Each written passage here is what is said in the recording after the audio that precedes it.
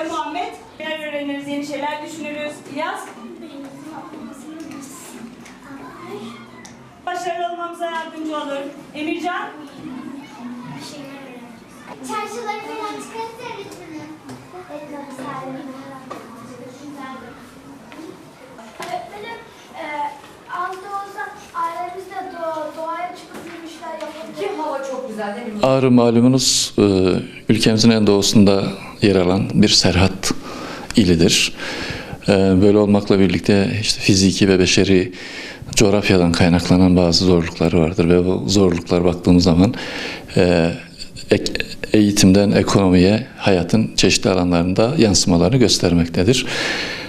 Geçmişten günümüze baktığımız zaman Ağrı'nın yaşamında bunu görebiliyoruz. Ağrı maalesef ülkemizde işte kişi başına düşen milli gelirde, işte sağlık bakımından, yaşam standartları bakımından, eğitim bakımından hep son sıralarda yer alan bir ildir. Bunu baktığımız zaman işte geçmişten günümüze birçok şeyin değiştiğini tabii ki görebiliriz. Gerek fiziki olarak gerek işte rakamlar açısından baktığımızda ama Osmanlı'nın son dönemlerinden itibaren Ağrı'da eğitimin Türkiye ortalamasına göre, ülke ortalamasına göre hep gerilerden geldiğini görüyoruz. İşte hep gerilerde olmasındaki nedenleri de bunu görebiliyoruz. İşte zorluğu fiziki şartlar, işte iklim şartlarının zor olması, ulaşım imkanlarının kısıtlı olması, işte ekonomik şartların gelişmemiş olması bunlar hep etkili olmuştur. Osmanlı'nın son dönemlerinde de baktığım zaman salnameleri incelediğimizde, tahrir defterlerini incelediğimizde buradaki verilere göre eğitim oranlarının çok düşük olduğunu görüyoruz. O dönemlerde de yani okullar işte parmakla gösterilebilecek kadar sayıda okullar, okula gidenler, okuma yazması olanlar, ilk öğretim ve orta öğretim bitirenlerin sayısı o dönemlerde parmakla gösterilebilir durumda. Tabii o dönem ülkenin şartlarında karşılaştırdığımızda ülke şartlarının çok gerisinde olduğunu görüyoruz ve o dönemde de yine Osmanlı döneminde de bununla ilgili, devletinde de bununla ilgili çeşitli önlemler alınmış.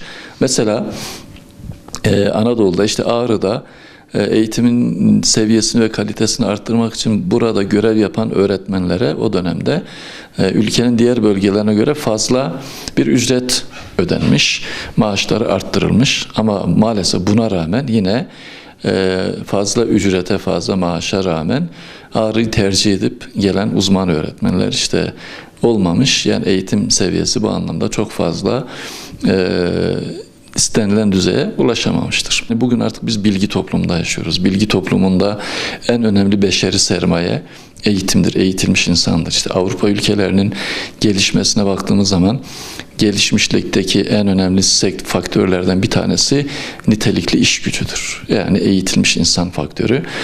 Bugün dünyada refah seviyesinin yüksek olduğu ülkelere baktığımız zaman bunu çok rahat bir şekilde görebiliriz. Eğitimli insan sayısının arttığı, fazla olduğu ülkeler, refahın fazla olduğu ülkelerdir. Tabii Türkiye'de son dönemlerdeki gelişmelerle özellikle bu alanda ciddi atılımlar yapan ama tabii ki bugün ülke genelinde de baktığımız zaman belki de bizim şu anda hala en önemli çözümlenmesi gereken sorunlarımızın başında eğitim geliyor. Her geçen gün işte okul sayısı, sıra sayısı, masa sayısı, öğretmen sayısı artmasına rağmen niceliksel olarak, nitelik olarak henüz istenilen düzeyde değildir. Cumhuriyet döneminde de baktığımız zaman Ağrı okur yazar oranlarının en düşük olduğu yine iller arasında yer almaktadır. Bölge içerisindeki illere baktığımız zaman işte 1927'de en düşük sırada yine Ağrı vardır. 2018 rakamlarına göre işte hemen çevremizde bulunan Doğu Anadolu bölgesindeki iller arasında okur yazarlık oranı Ağrı'da %93. Bu Bitlis'te %94.2, Hakkari'de %94.3, Kars'ta %94.1, Van'da %93.9, Türkiye genelinde de %97. Yani hem Türkiye genelindeki ortalamanın altında bir rakam var. Hem de çevremizdeki bölgelere göre, illere göre, Doğu Anadolu bölgesindeki diğer illere göre de Ağrı eğitim öğretimin özellikle okur yazarlık oranının en düşük olduğu illerdir. Okur yazar olmayan yaşlı nüfusun bu oranı tetiklediğini biliyoruz. Yaşlı nüfus sayısı azaldıkça bu oran her geçen gün artarak işte Türkiye ortalamasına yaklaşacaktır ama onun dışındaki faktörler diğer illerde de geçerlidir ama demek ki biz Ağrı olarak biraz daha ne yapmamız lazım? Bu konuda çaba ve gayret göstermemiz lazım. Tahsil durumuna baktığımız zaman işte 1927'de Ağrı'daki nüfusun okur yazar oranı %4.70'ti.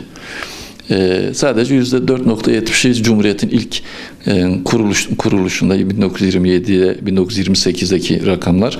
Okul sayısı bakımından da yine o zaman bölge iller içerisinde en az okula sahip olan il Hakkari'den sonra işte Ağrı.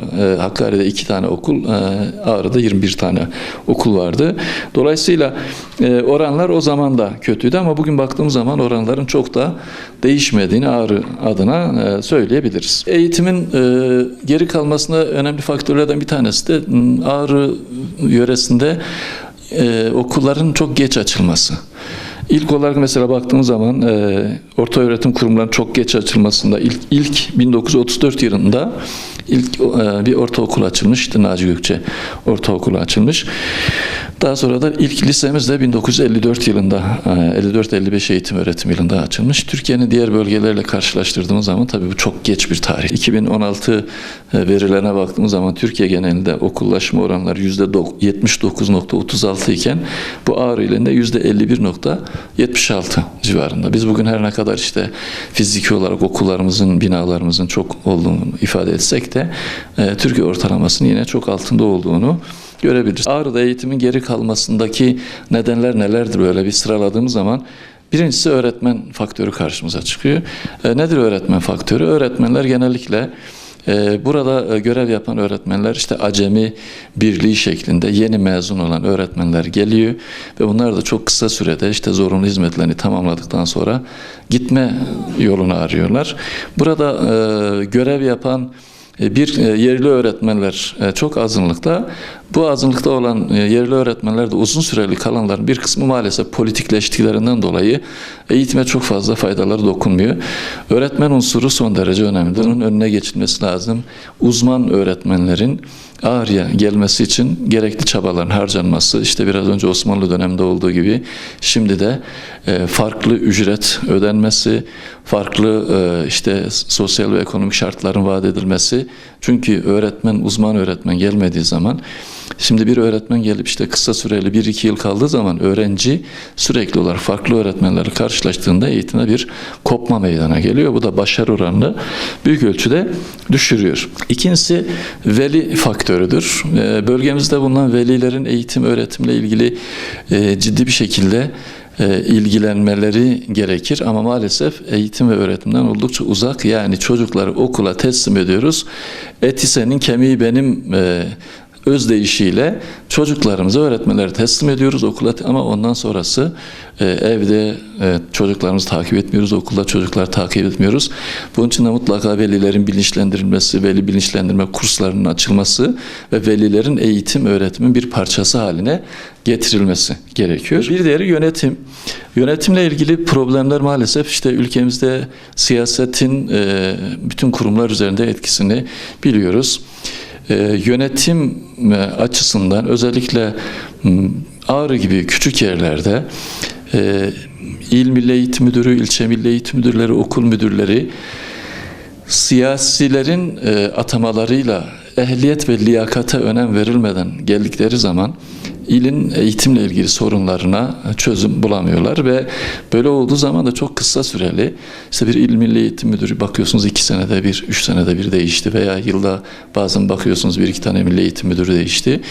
Bu nedir? Politik kaygılardan kaynaklanıyor.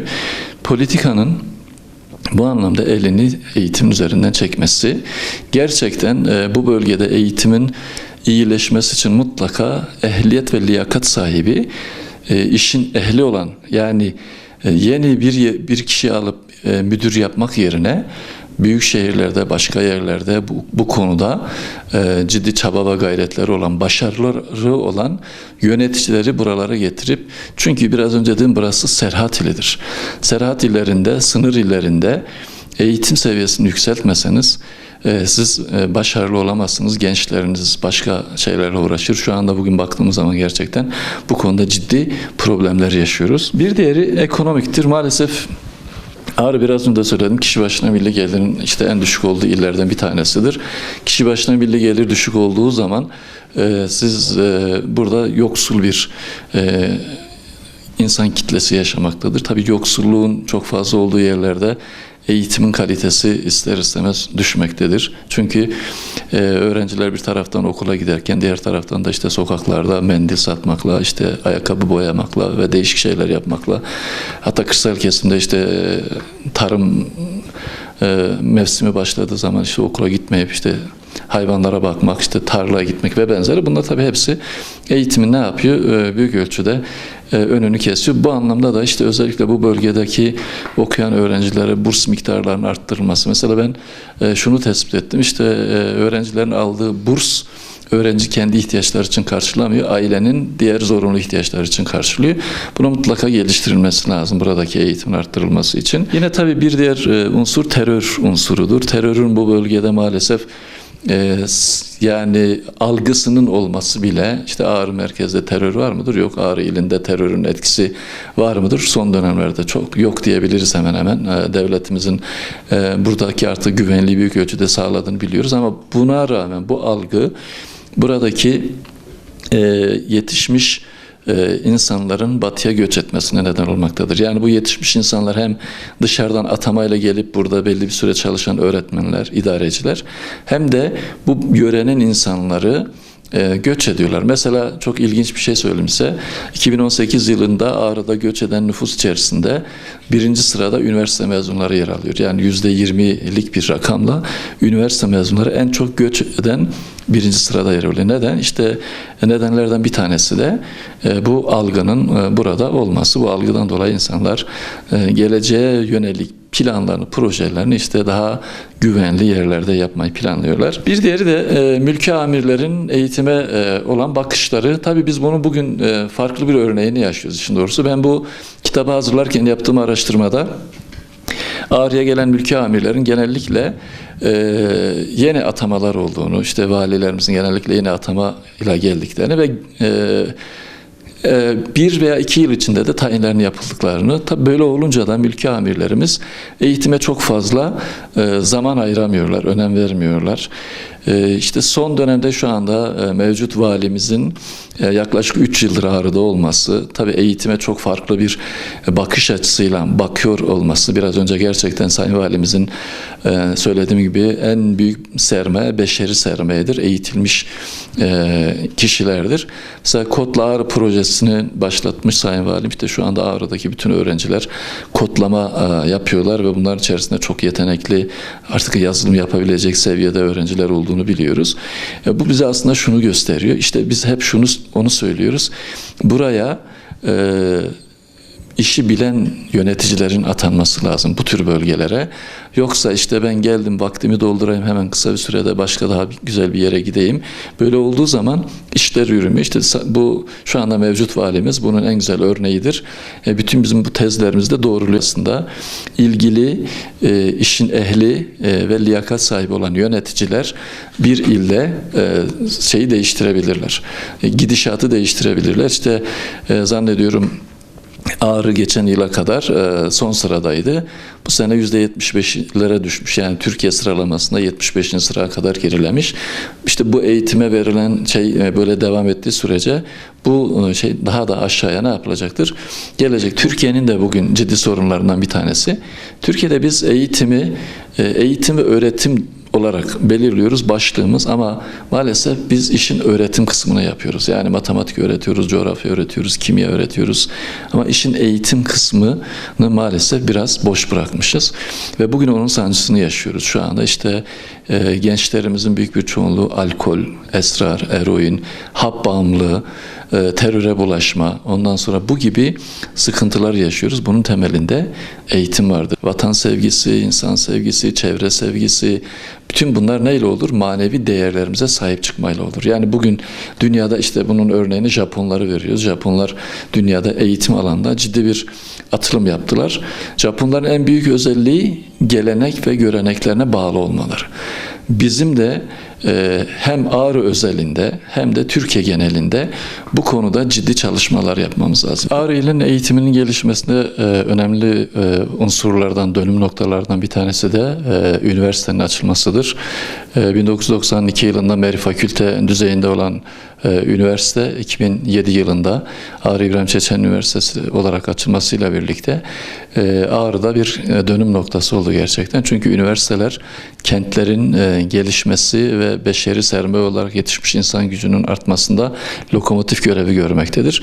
Ağrı İbrahim Çeçen Üniversitesi de bu anlamda Ağrı'nın kalkınmasında, gelişmesinde, eğitim seviyesinin yükselmesinde ciddi katkıları olan bir kurumdur. Gerek işte kampüs ve fiziki donanım alanı olarak gerekse işte sosyal donatılarıyla şehirle bütünleşmeye çalışması ve yine özellikle de akademisyenlerin, üniversitedeki öğretim üyelerinin, akademisyenlerin ilin sosyoekonomik potansiyelini ortaya çıkarmak adına yapmış olduğu çalışmalar Ağrı'nın gelişmesi üzerinde, eğitim üzerinde ciddi katkılar yapmaya devam edecektir. Özellikle şu anda üniversitede okuyan öğrencilerimizin yaklaşık %40'ının Ağrılı olması bu katkının gerçekten kayda değer olduğunu gösteriyor. Çünkü eğer Ağrı'da bir üniversite olmamış olsaydı bu öğrencilerin büyük bir kısmı belki maddi imkansızlıklar ve benzeri şeylerle gidip dışarıda okuyamayacaktı ama Ağrı'da bir üniversitenin olması üniversiteli sayısını arttırmakta, eğitimin niteliğini, kalitesini arttırmaya yönelik ciddi bir yatırımdır. Bu anlamda da üniversitenin Ağrı'nın eğitim üzerinde gelecek açısından bir yol gösterici olması, bir kılavuzluk yapması, bu anlamda da şehirle bütünleşmeye çalışması eğitime ciddi katkılar sunacaktır.